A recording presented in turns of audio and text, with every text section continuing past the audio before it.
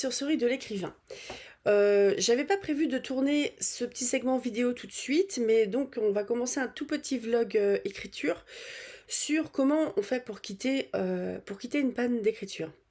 Parce que justement aujourd'hui, petite victoire personnelle, j'ai réussi à écrire plus de 1000 mots, donc c'est juste mon deuxième chapitre sur une quarantaine, 40-45.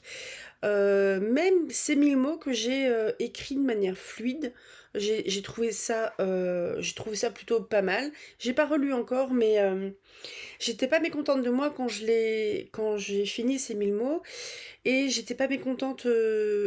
Enfin, je trouvais que ça coulait en fait. C'était comme si c'était presque de retour comme avant quand j'écrivais tout plein.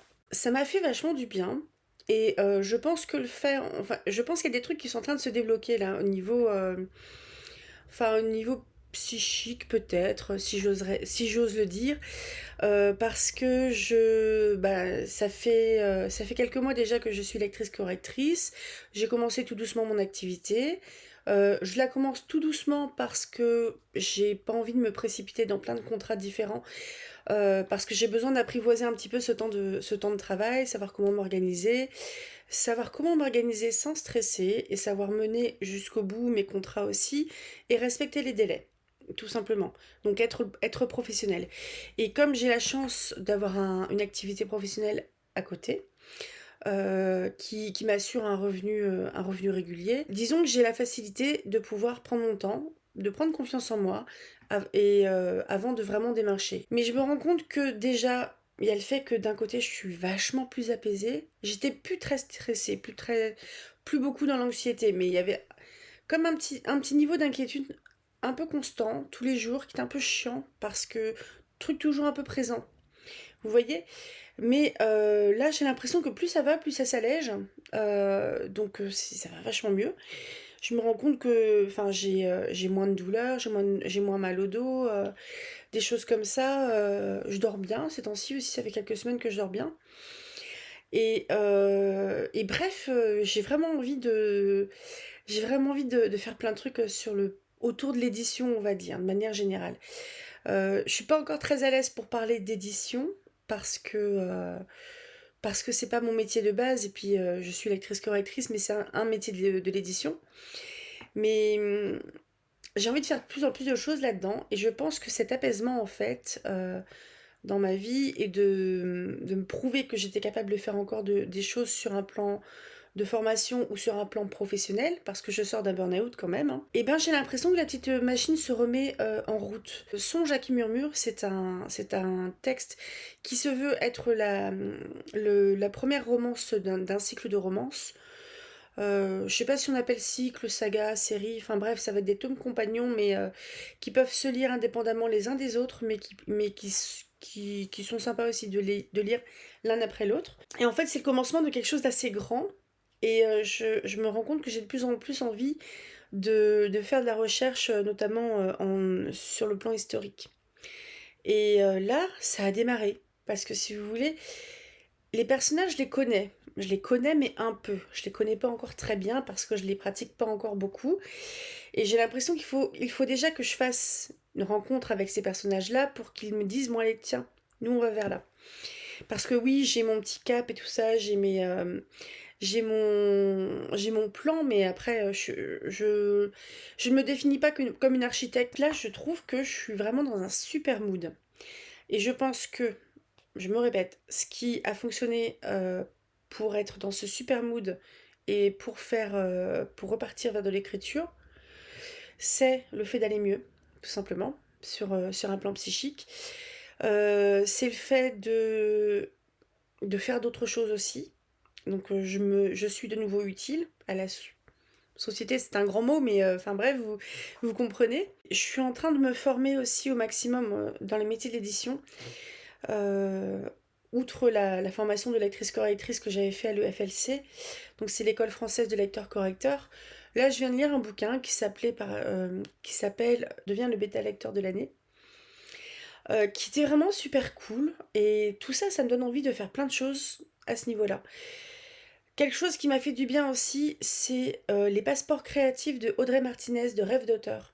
Je vous conseille très très fort, si vous n'arrivez plus à écrire comme d'habitude, sans forcément réussir à mettre le doigt dessus, allez franchement jeter un œil à ces outils qui sont gratuits et qui vont vous donner plein de petites billes en fait pour diagnostiquer entre guillemets ce qui cloche. Est-ce que vous avez un manque de motivation? Est-ce que vous avez un manque de confiance en vous? Est-ce que vous vous comparez aux autres? Est-ce que vous pensez que vous n'êtes pas original? Des choses comme ça. Et même les trucs en fait qui ne me concernaient pas spécialement, j'ai lu, j'ai pris des notes, etc. Et bah, ça fait vachement du bien. Et enfin bref, je continue tranquillement mon petit chemin vers l'édition et j'espère ajouter plusieurs cordes à mon arc, comme on dit, pour pouvoir être la plus performante possible et la plus compétente possible. Puis moi, comme j'ai toujours adoré bouquiner, faire des recherches, apprendre plein de trucs, donc youpili tralala, c'est parti. Donc voilà, c'était juste un tout petit segment vidéo pour vous dire un peu comment ça allait au niveau de l'écriture. Donc autant vous dire que j'ai pas avancé beaucoup parce que je crois que à la dernière vidéo, j'avais écrit le premier chapitre en entier. Là, le second chapitre n'est pas fini. Mais il envoie de lettres. Mais et le truc aussi qui m'a aidé, je pense, à écrire ces 3 derniers jours, c'est que je participais à des lives d'écriture sur Twitch. C'était sur la chaîne de Céline Badarou, qui est une autrice hybride, qui a été publiée dans les anciennes éditions ActuSF. Je ne sais plus si elle a été publiée ailleurs, mais qui est aussi autrice auto-éditée.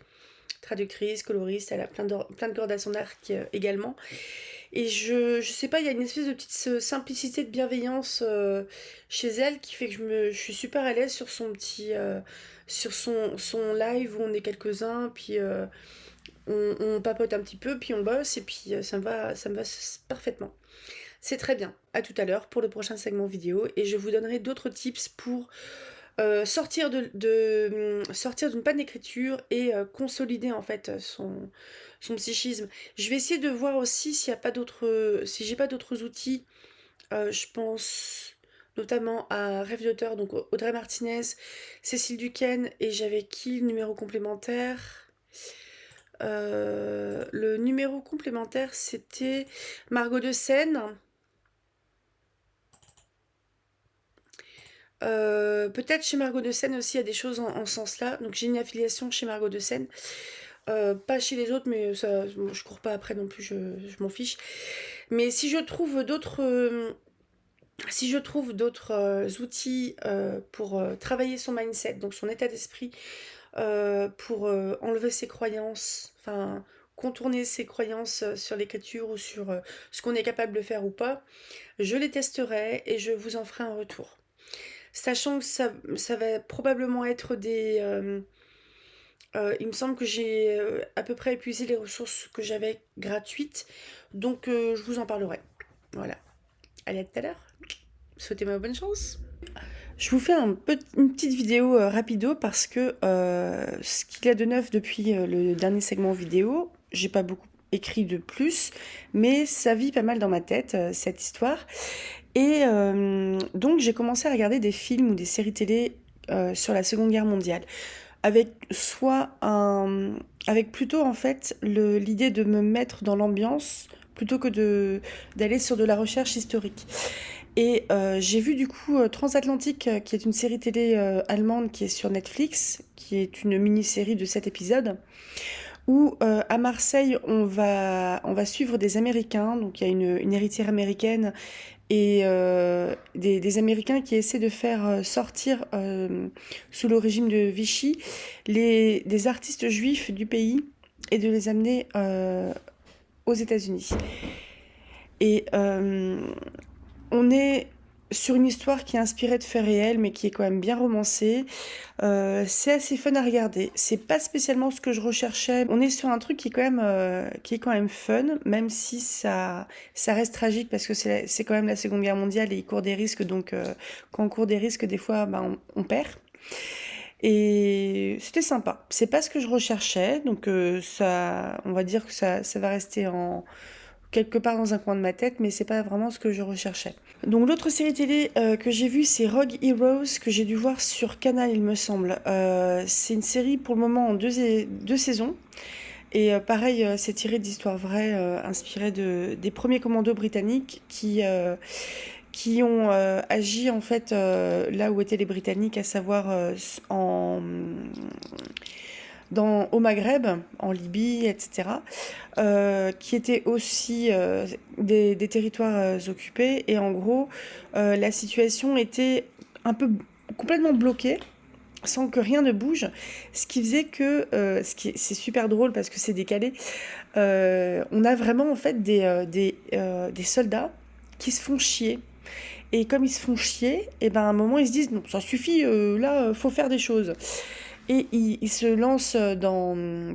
Il y a une personne qui est gradée, je sais plus exactement à quel point, qui se lance dans l'idée de se faire parachuter dans un territoire occupé par les Allemands pour aller détruire leurs avions, parce que les avions allemands bombardaient en fait des villes, donc il y avait des pertes civiles, il y avait des pertes militaires également, et les Anglais n'avaient pas les moyens de vraiment riposter.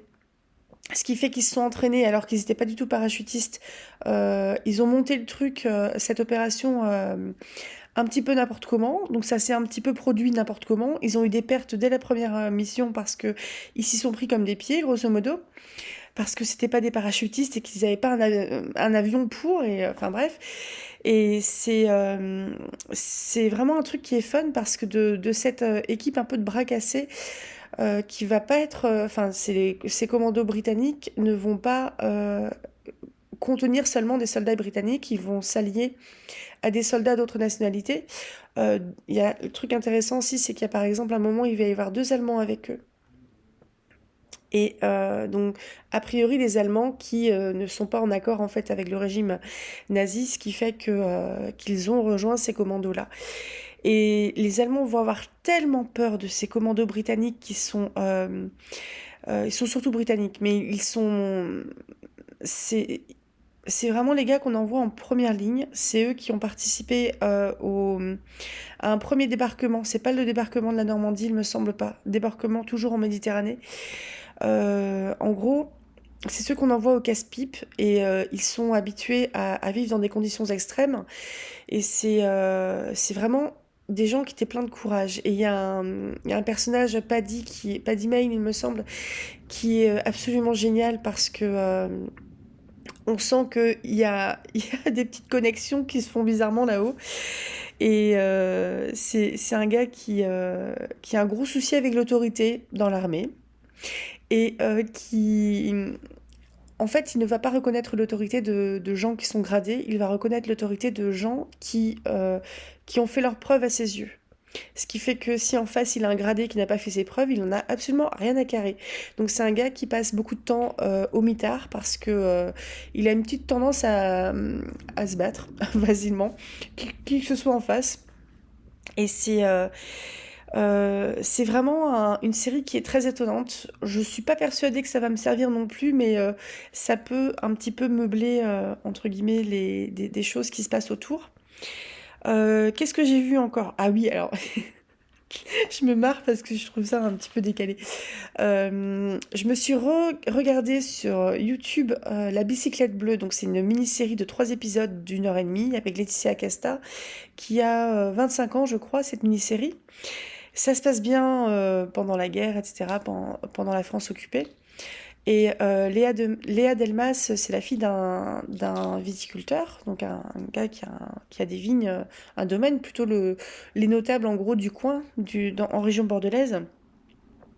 Et en fait, c'est une nana qui va un petit peu constamment courir après un ami d'enfance qui, pas de bol, en a épousé une autre. Sauf que elle se retrouve dans des situations un peu à la con parce qu'elle refuse d'oublier ce gars-là, Laurent, et elle va. Laurent en fait va lui imposer de s'occuper de son épouse qui est enceinte et qui doit rester alitée. Sauf que ça se passe à Paris. Ce qui fait que ça les fout un peu dans la mouise et compagnie. Et elle est assez insupportable, Léa Delmas, parce que c'est un personnage qui est capricieux, qui est assez égocentré. Et puis on se dit des fois, mais comment elle fait pour survivre? Bah, elle survit parce que le scénario.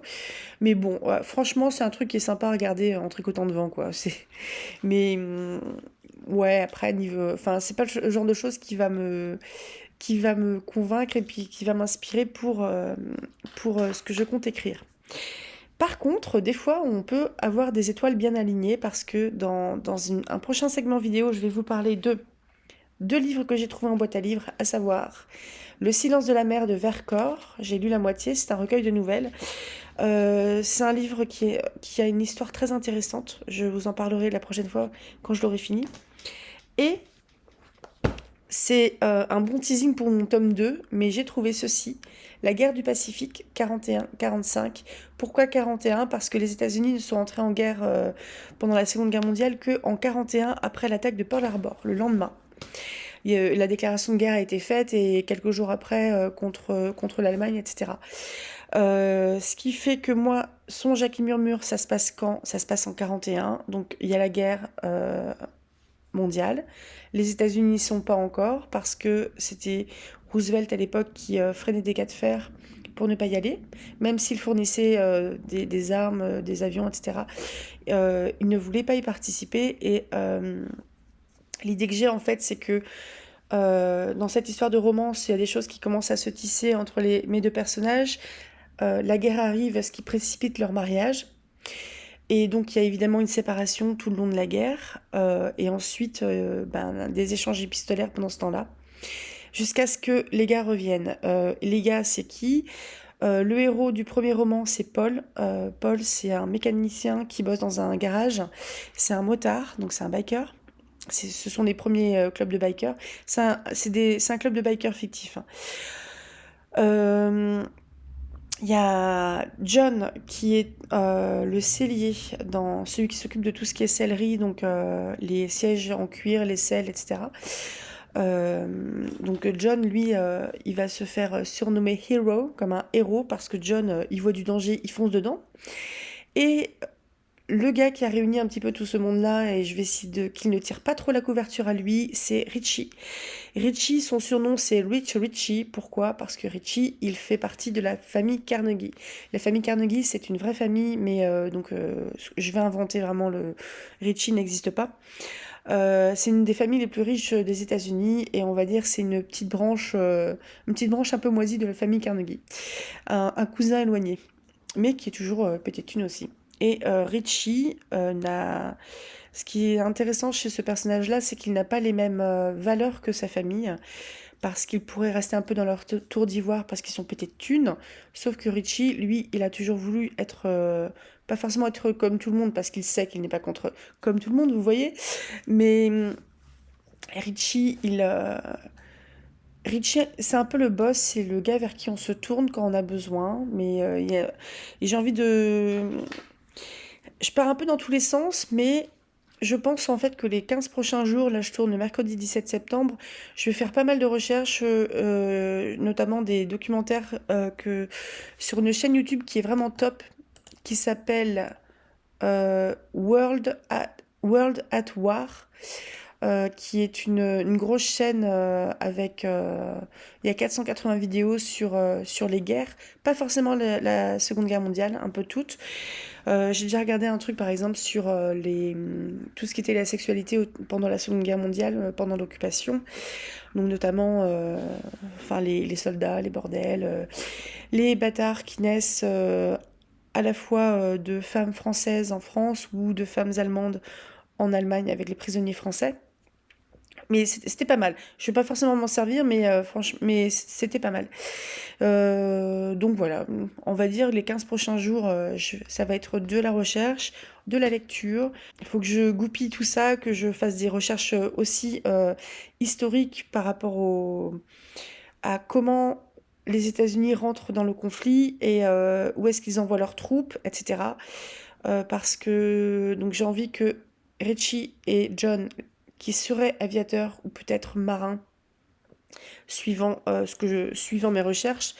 Ces deux gars-là vont se retrouver au Japon ou aux alentours, après Pearl Harbor. Et Paul, lui, pas du tout aviateur, compétences très fortes en mécanique. Je pense qu'il va être plutôt dans l'infanterie, soit dans le pourtour méditerranéen où étaient les Américains, soit ailleurs. On va voir. Donc voilà. Salut, à tout de suite. Salut, bienvenue dans le troisième segment vidéo sur « Et si j'arrêtais d'être en panne d'écriture ?» Je pense que c'est le titre que je vais garder pour cette vidéo. Tout ça pour vous dire que là je tourne le dimanche 21 septembre, il est quasiment 23h30, oui je suis souvent nocturne, je commence ma soirée. J'ai pas écrit beaucoup plus que ça, j'ai prévu de regarder dans les semaines qui suivent, mais ça va peut-être pas faire partie de ce vlog écriture, Band of Brothers, The Pacific et Masters of the Air, qui sont une trilogie de mini-séries de 9 ou 10 épisodes de Steven Spielberg et Tom Hanks, il me semble, à la production. Et je suis pas sûre à la réalisation, j'ai un doute, mais bref, parce que là, ça va traiter des... c'est pas forcément des Anglais, mais il y a des aviateurs pour Master of the Air. The Pacific, c'est la guerre du Pacifique, donc c'est peut-être plutôt du côté des Américains. Le Band of Brothers, il me semble bien que c'est les Anglais, si je me trompe pas. Non, Master of the Air, c'est des Anglais. Oh, je sais plus. Mais Band of Brothers, ça va être la guerre en Europe. Pacific, c'est la guerre dans le Pacifique. Et Master of the Air, c'est la guerre avec les aviateurs. Grosso merdo. Donc ça, je vous en parlerai. Je vous en dirai plus quand je les aurai vus. Qu'est-ce que j'ai vu depuis ? J'ai vu Invincible c'est un film d'Angelina Jolie que j'avais déjà vu à sa sortie il y a quelques années, sans doute au cinéma. C'est mon compagnon qui me l'a rappelé, ce dont je me rappelais plus. Et je trouve que c'est un film qui est sympa, qui pourra m'aider, je pense, pour ce que je pense de la deuxième romance qui va concerner John, un ami. Il y a 3 potes, hein, c'est Paul, John et Richie. Et John, c'est la deuxième romance. Et John, pour moi, c'est un aviateur qui va être prisonnier de guerre par les Japonais et qui va comme ça rencontrer une Japonaise. Je vous parle d'Invincible. Invincible, c'est un film qui parle de Zamparelli, un truc comme ça, qui était un athlète olympique au niveau de la course. Et je trouve que c'est un biopic qui est intéressant, donc une biographie. Parce que c'est un gars, un immigré, enfin d'origine italienne qui vit en Amérique avec sa famille, etc.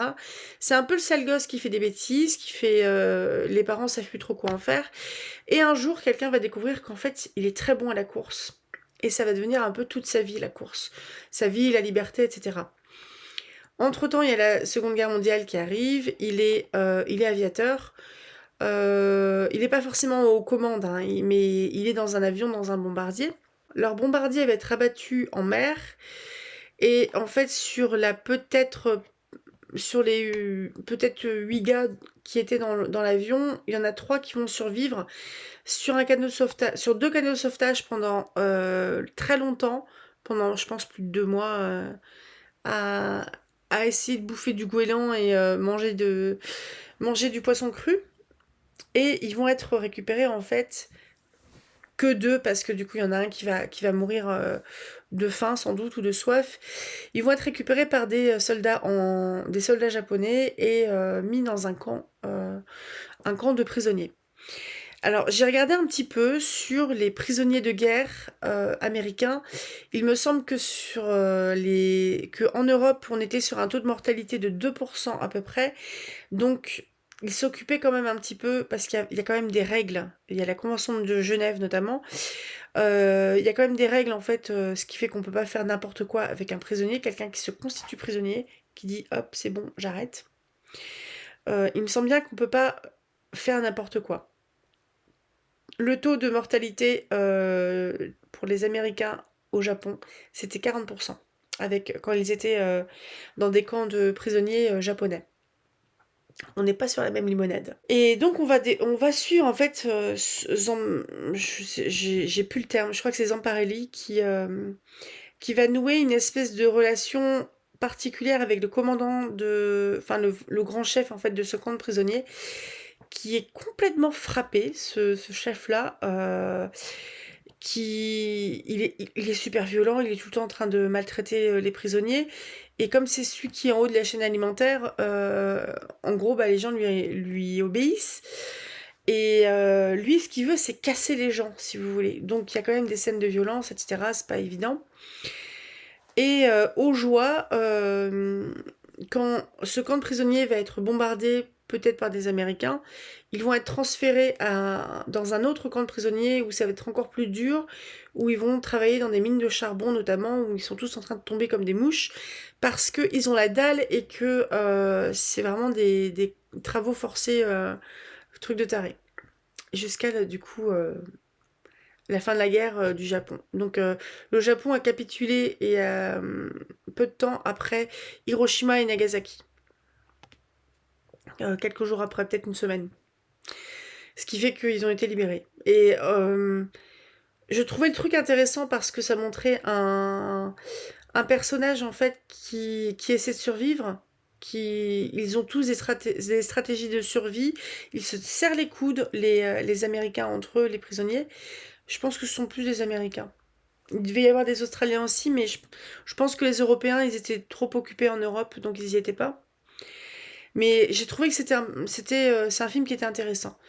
J'ai vu un deuxième film qui était assez étonnant. On était aussi sur quelque chose de biopic, un peu anecdotique, entre guillemets, je mets entre grosses guillemets.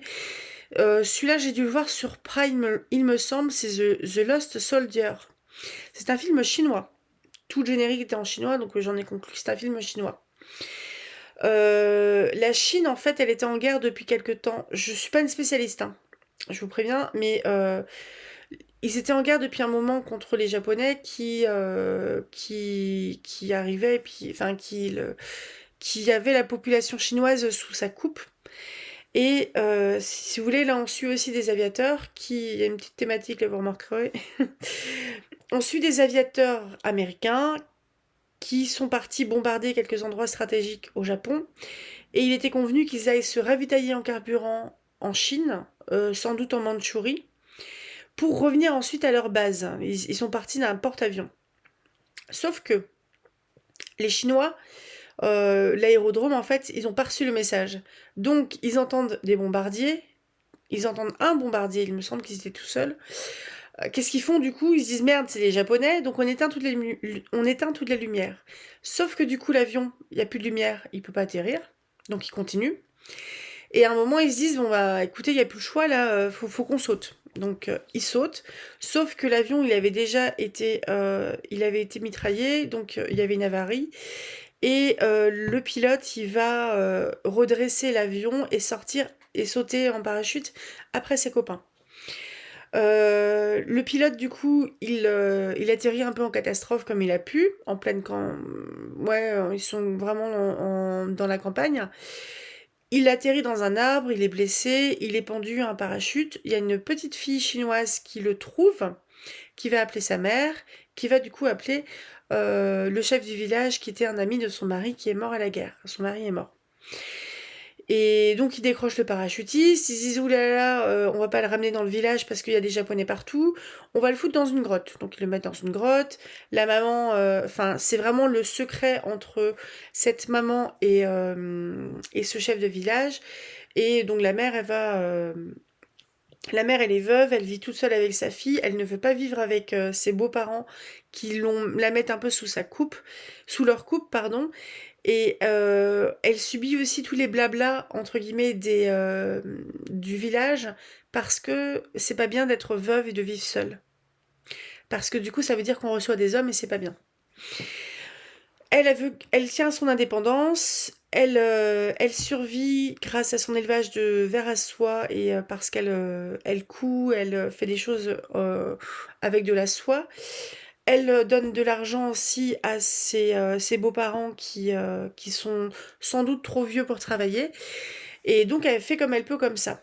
Donc elle va aussi filer à bouffer à l'américain. Évidemment, l'américain ne parle pas chinois et elle ne parle pas anglais.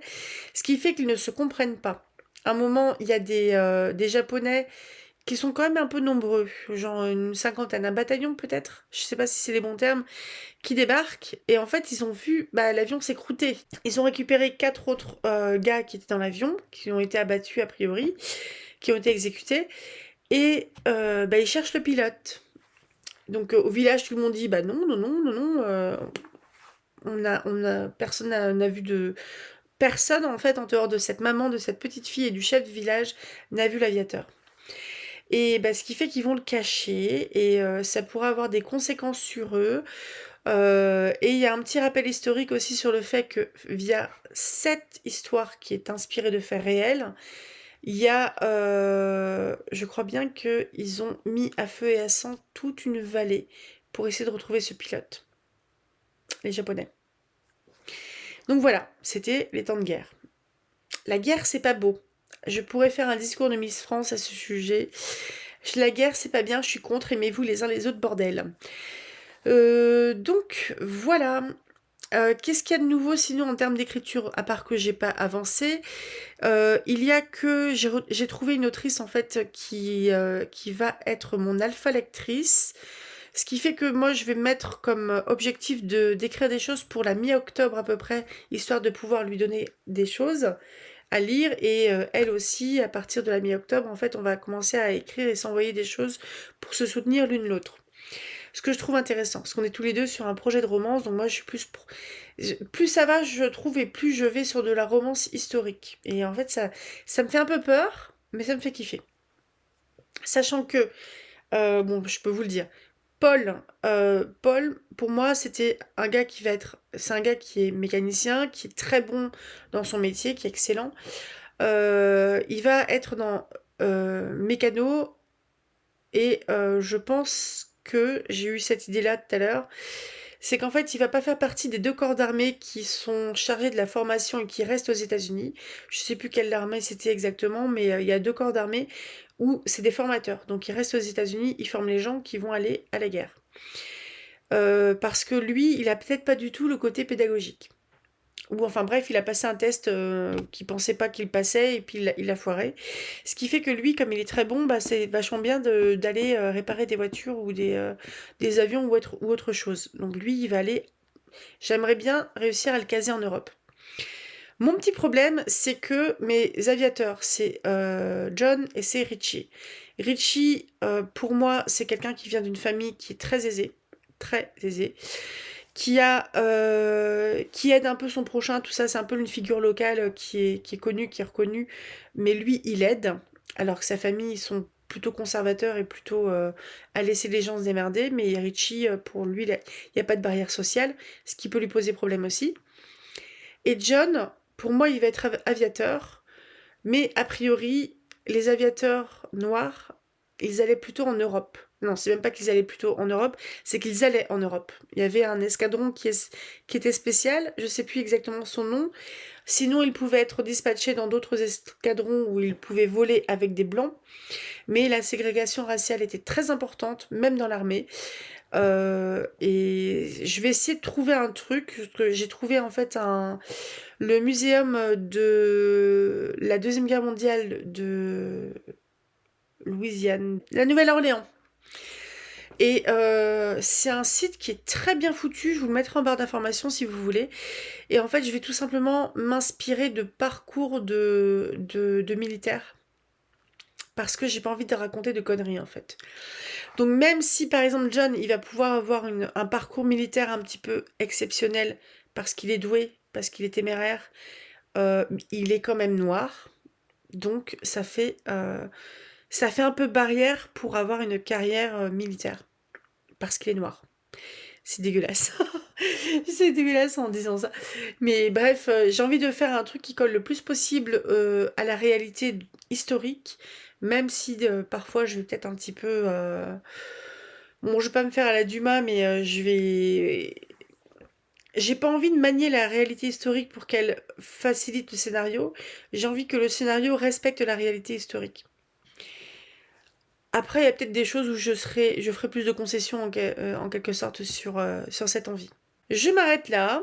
Je pense qu'on se reverra facile mi-octobre Ouais, dans un mois, un truc comme ça, j'aimerais vous faire un retour sur, une fois que j'aurai réussi à voir Band of Brothers, The Pacific et Master of the Air. J'ai déjà vu Band of Brothers il y a fort longtemps. J'ai Band of Brothers et The Pacific en DVD, en Blu-ray. Et Master of the Air, il est présent sur Canal, je crois. Canal+, on est abonné Canal. Donc j'aimerais bien vous faire un petit retour là-dessus. Sinon, je continue les recherches documentaires. Je vous ferai un petit retour sur Vercors et je verrai si j'ai d'autres lectures, mais je suis pas sûre. Ça va être surtout des lectures d'articles et des trucs comme ça. Donc voilà. Et je vous mettrai des liens vers des choses qui peuvent m'inspirer. Sachant que Paul, son histoire d'amour avec Jenny, ça va être avant, pendant et après la guerre. John, son histoire d'amour avec les Japonais, ça va être forcément pendant et après la guerre. Et Richie, son histoire d'amour, ça sera après la guerre. Mais j'ai envie de montrer aussi comment la guerre elle va marquer ces trois personnes-là. Et j'ai envie de montrer aussi comment, même aux États-Unis qui n'étaient pas touchés directement par la guerre, parce que la guerre n'était pas chez eux, comment la guerre avait une influence sur eux.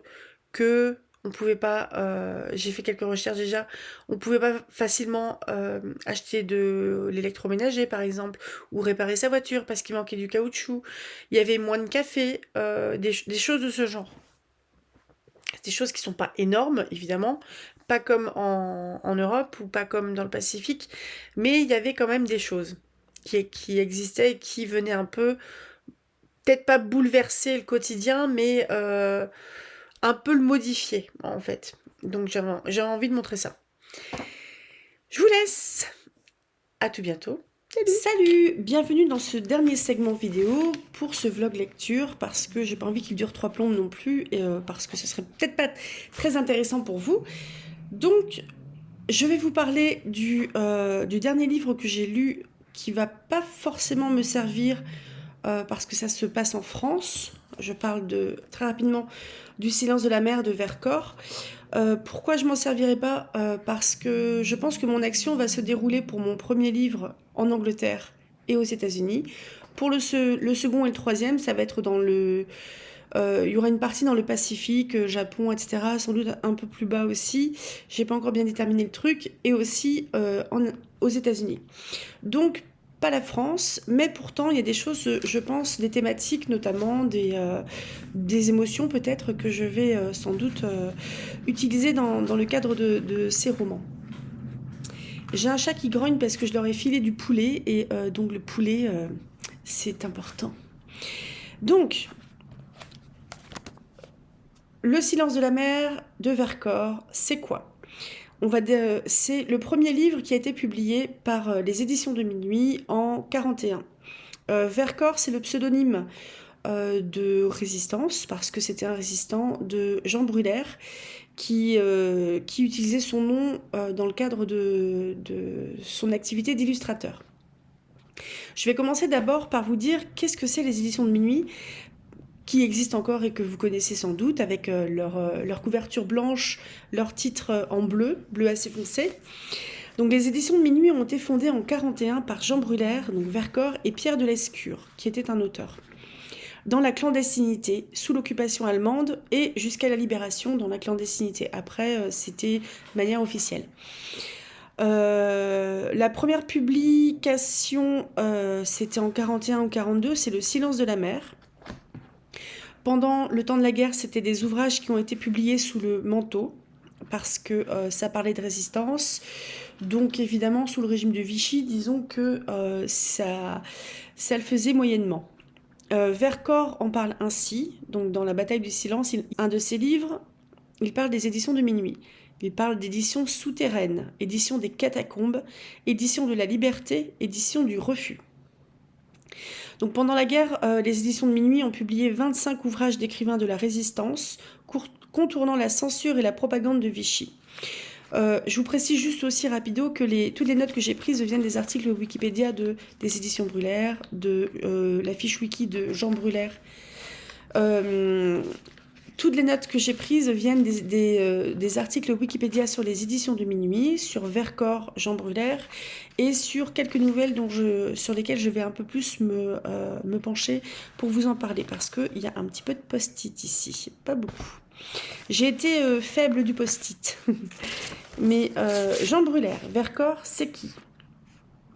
Donc, c'est une personne qui est d'origine juive hongroise par son père.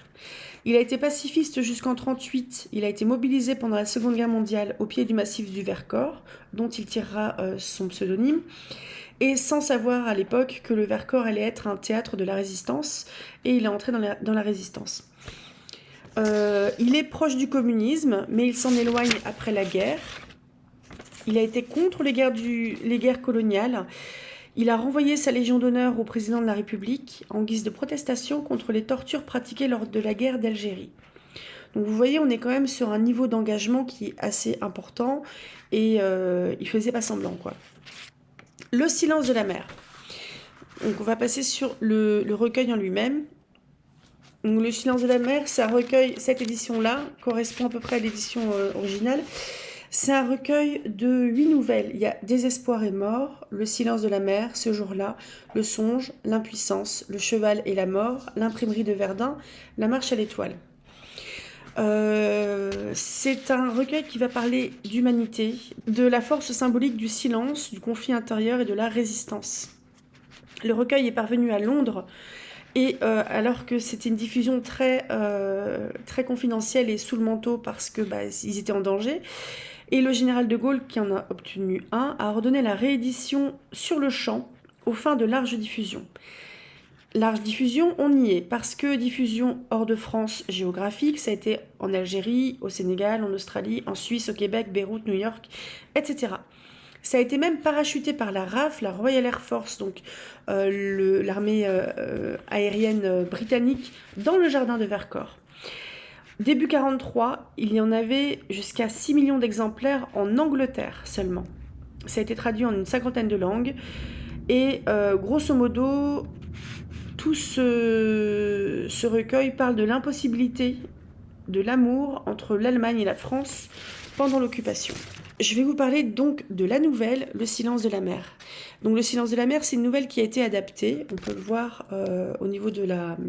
C'est une photo qui est issue de son adaptation. Un paysan, un vieux paysan qui vit seul avec sa nièce dans une ferme. Donc c'est sous l'occupation allemande.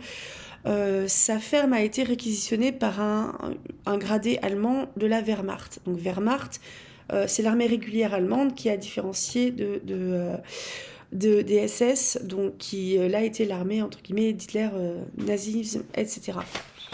Je simplifie à gros traits. Cet officier allemand, qui est tout à fait correct, ça va être quelqu'un qui est amoureux de la France, de sa langue, de sa culture, de sa littérature, etc.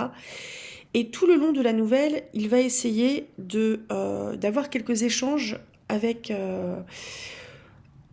du coup ce fameux paysan et sa nièce qui est une jeune fille. Putain, il est chiant. Mais la seule chose que vont lui opposer et la seule capacité de résistance qu'ont ce vieil homme et sa nièce, qui sont complètement vulnérables en gros, c'est le silence. Donc le gars, il parle dans le vide jusqu'au bout.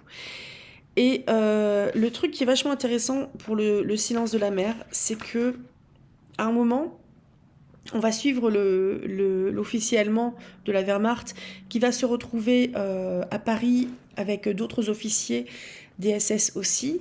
Il va se rendre compte que la guerre allemande a aussi pour but l'annihilation totale en fait de la culture française et ça lui est insupportable, ce qui fait qu'il demande à partir sur le front pour mourir. Et il en informe du coup le paysan et la nièce. Et il va avoir le seul mot que vont lui offrir cette jeune femme. Le seul mot que va lui offrir cette jeune femme, c'est adieu. Et j'ai trouvé cette nouvelle franchement vraiment émouvante. Et je vais vous en lire un extrait. Parce que c'est une nouvelle qui est chapitrée, qui est assez longue. Je vais vous lire un extrait. Je terminais silencieusement ma pipe. Je toussais un peu, et je dis « C'est peut-être inhumain de lui refuser l'obole d'un seul mot. » Ma nièce leva son visage. Elle haussait très haut les sourcils sur des yeux brillants et indignés. Je me sentis presque un peu rougir. Depuis ce jour, ce fut le nouveau mode de ses visites. Nous ne le vîmes plus que rarement en tenue. Il se changeait d'abord et frappait ensuite à notre porte. Était-ce pour nous épargner la vue de l'uniforme ennemi, ou pour nous le faire oublier, pour nous habituer à sa personne? Les deux sans doute. Il frappait, et entrait sans attendre une réponse qu'il savait que nous ne donnerions pas. Il le faisait avec le plus candide naturel, et venait se chauffer au feu, qui était le prétexte constant de sa venue, un prétexte dont ni lui ni nous n'étions dupes, dont il ne cherchait pas même à cacher le caractère commodément conventionnel. Il ne venait pas absolument chaque soir, mais je ne me souviens pas d'un seul où il nous quitta sans avoir parlé. Il se penchait sur le feu, et tandis qu'il offrait à la chaleur de la flamme quelque partie de lui-même, sa voix bourdonnante s'élevait doucement, et ce fut au long de ces soirées, sur les sujets qui habitaient son cœur, son pays, la musique, la France, un interminable monologue. Car pas une fois, il ne tenta d'obtenir de nous une réponse, un acquiescement ou même un regard. Il ne parlait pas longtemps, jamais beaucoup plus longtemps que le premier soir. Il prononçait quelques phrases, parfois brisées de silence, parfois s'enchaînant avec la continuité monotone d'une prière, quelquefois immobile contre la cheminée, comme une cariatide, quelquefois s'approchant, sans s'interrompre, d'un objet, d'un dessin au mur. Puis il se taisait, il s'inclinait et nous souhaitait une bonne nuit. Sur les quelques lectures que j'ai faites sur la présence des Allemands lors de l'occupation, je dis allemands de manière générale, soldats allemands, ils étaient quand même décrits comme plutôt sympas, on va dire. Ils étaient sympas, ils étaient polis, ils étaient cordiaux, etc. Parce qu'ils étaient sous l'occupation, enfin, ils occupaient un pays qui n'était pas le leur, avec une population civile qui n'était pas forcément en accord avec cette occupation. Donc, quelque part, ils achetaient une certaine paix sociale pour moi, parce que vous êtes dans un pays qui n'est pas le vôtre et c'est vous qui avez un peu le pouvoir. Et je trouve qu'on retrouve un petit peu cette chose-là dans le silence de la mer, dans cette nouvelle-là. Et je trouve que moi, c'est une nouvelle qui m'a touchée et qui n'est pas évidente en fait à décrire ou à résumer. Parce qu'on a en gros quelqu'un qui fait des efforts pour entrer en relation avec des personnes alors qu'il a réquisitionné la maison. Donc il est chez lui, enfin il est chez eux. Il mange ce qu'on lui donne. Et je me souviens d'ailleurs que il y avait quelques éléments par rapport au quotidien et notamment aux réquisitions, le fait que c'était pas évident de se nourrir au quotidien. Pourtant, on est à la campagne, donc ces gens ont une ferme, ils ont des légumes, ils ont peut-être de la volaille, etc. C'est moins pire que dans les villes, entre guillemets. Et pour faire des économies, en fait, le vieil homme et sa nièce dormaient dans le salon où il y avait la cheminée pour éviter en fait de se dispatcher partout dans la maison, sachant que lui, il avait une des chambres, que l'Allemand avait une des chambres. Et on a quelqu'un qui vient squatter et qui essaye en quelque sorte d'être suffisamment sociable, pas pour se faire accepter, etc. Mais c'est une position qui est pourrie, mais d'un côté comme de l'autre, quelque part. Parce que si on a quelqu'un qui a de l'éducation, des deux côtés en fait, hein, ce sont des personnes qui sont éduquées et la situation est horrible. Enfin, la situation, évidemment, plus pour les Français, évidemment. Mais c'est vraiment une nouvelle qui m'a plu. Je vais passer ensuite à La Marche à l'étoile, qui a été publiée en 1943. Ça parle du dégoût du régime de Vichy et de la honte des hommes qui y ont cru. Ça va parler de Thomas Müritz, le personnage principal de cette nouvelle, qui est originaire de Moravie. Donc c'est une région qui recouvre grosso merdo la Tchéquie. Un amoureux de la littérature française, de sa culture, sa liberté, sa justice, son humanité, qui est venu en France quand il était tout jeune, la fleur au fusil, parce qu'il voulait aller à Paris et il voulait aller au Pont des Arts. Et c'est un homme qui a perdu un de ses enfants lors de la Première Guerre mondiale. C'est un homme qui a porté l'étoile jaune sous le régime de Vichy alors qu'il n'était pas juif, mais il l'a porté quand même. Et c'est horrible. C'est un homme qui a fini exécuté par des gendarmes français et qui, jusqu'au bout, en fait, n'y croyait pas. Parce qu'il avait été, en quelque sorte, raflé, mis dans un endroit avec d'autres personnes juives, et ils en ont buté une cinquantaine. Et jusqu'au bout, il n'y croit pas. Elle était un peu raide quand même, cette nouvelle-là. Et pour cette notion justement de le dégoût du régime de Vichy, la honte des hommes qui y ont cru, il y a une autre nouvelle qui fait un petit peu écho à celle-là, c'est l'imprimerie de Verdun, où on a Vendresse qui est un imprimeur, et Dacosta qui est son employé, qui est juif. Et ils sont sous l'occupation, donc en France occupée.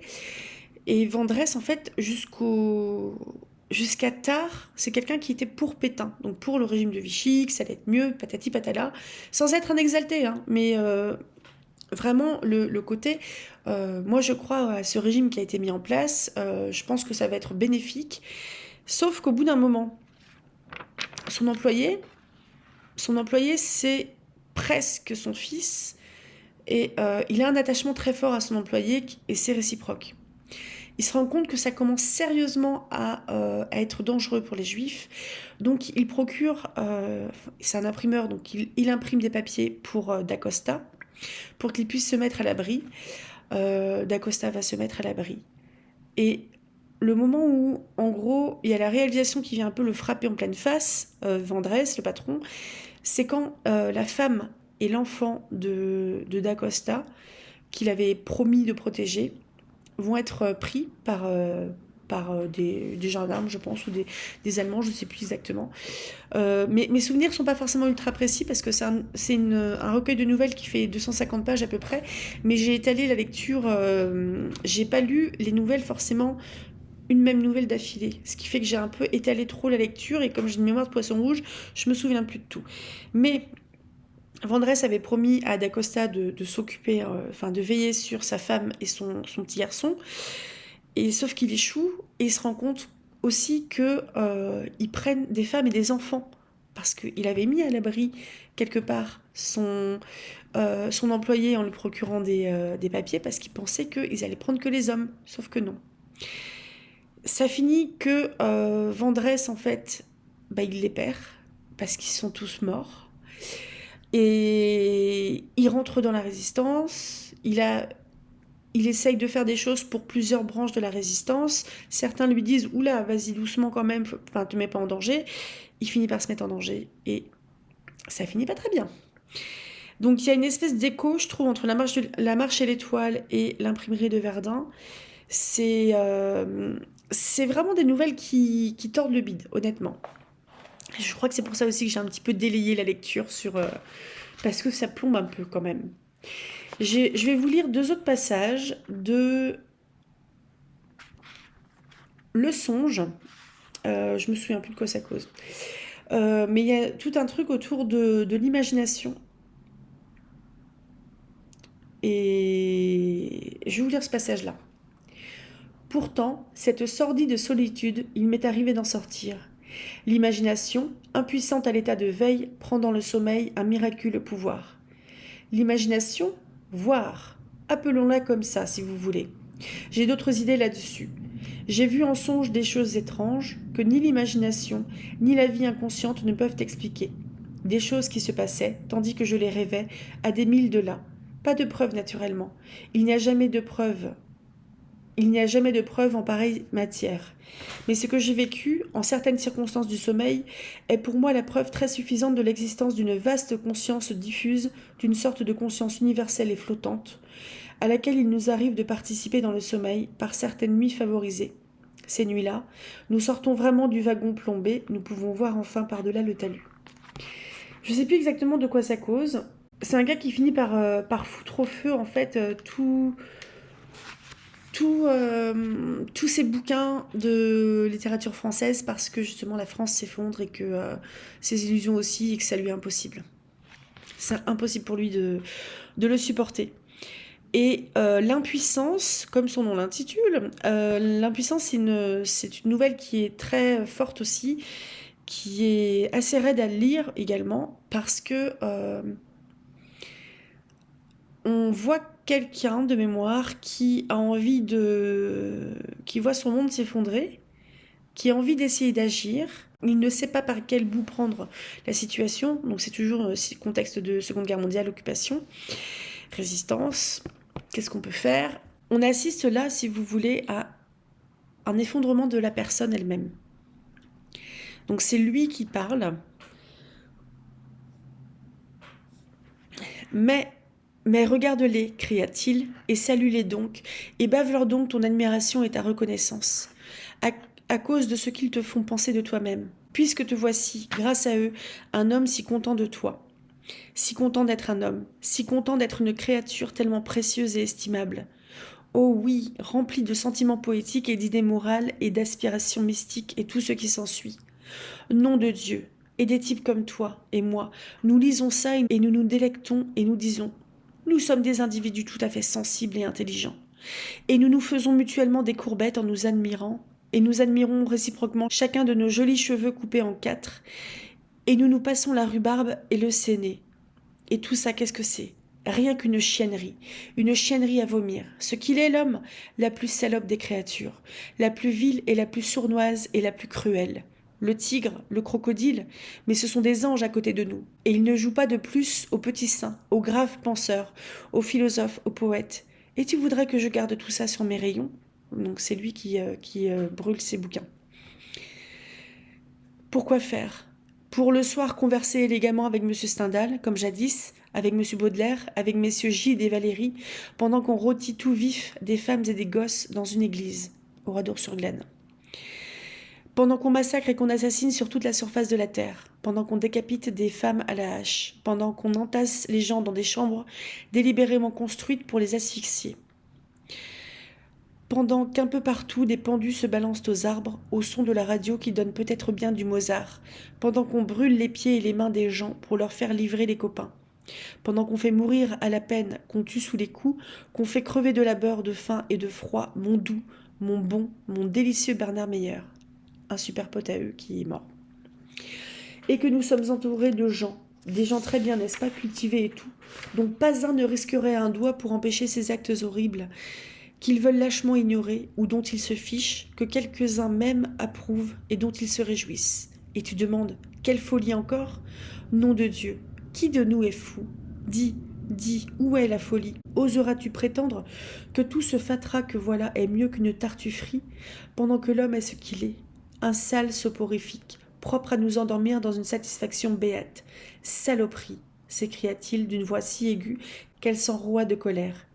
Je n'en lirai plus une ligne, plus une, jusqu'à ce que l'homme ait changé. Mais d'ici là, plus une ligne, tu m'entends?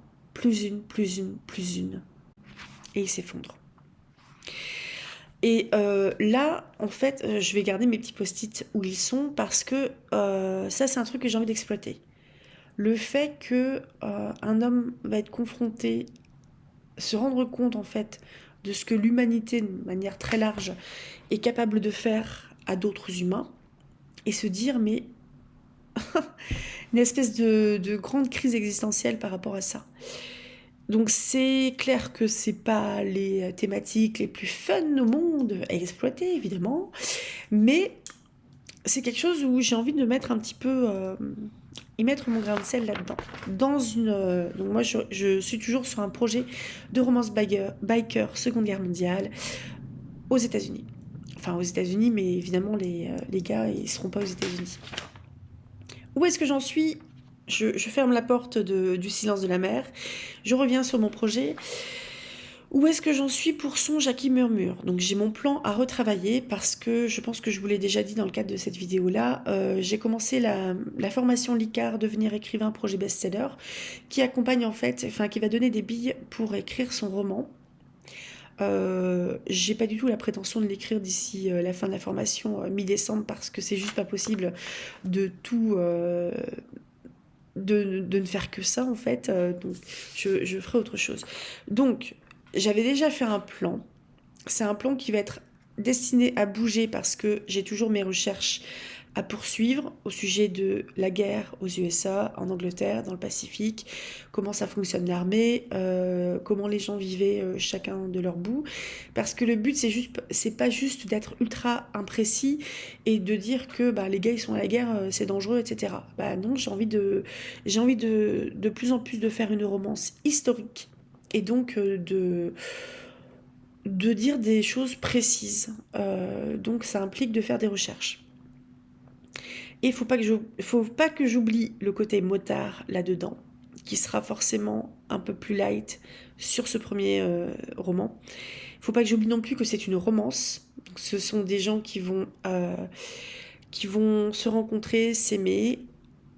L'engagement en fait de Paul va précipiter le mariage et précipiter aussi leur séparation. Séparation dans le sens où ils ne seront pas au même endroit, tout simplement. Au niveau écriture, à part ça, je participe encore parce que là on est le 27 octobre, au Writeober qui est organisé par Mary Maelstrom, qui est une autrice indépendante. Et c'est sur son Discord, donc c'est en gros un prompt par jour sur 31 jours au mois d'octobre.